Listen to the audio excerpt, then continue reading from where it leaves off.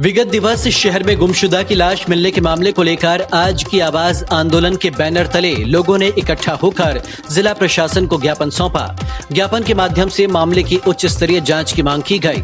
दरअसल पुराने आरटीओ कार्यालय के पीछे निवासरत 25 वर्षीय अनिल प्रजापति विगत 22 मई की दोपहर से गायब था, जिसका मोबाइल 22 मई को दोपहर 2:48 से बंद बता रहा था। इसके बाद लगभग 3 बजे वो घर आया और उसके बाद वो गायब हुआ तो फिर घर वापस नहीं लौटा।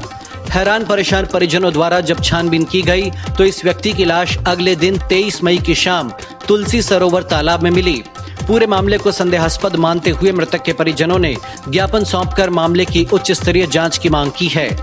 अशोकनगर से बुंदेल गुर्जर की रिपोर्ट।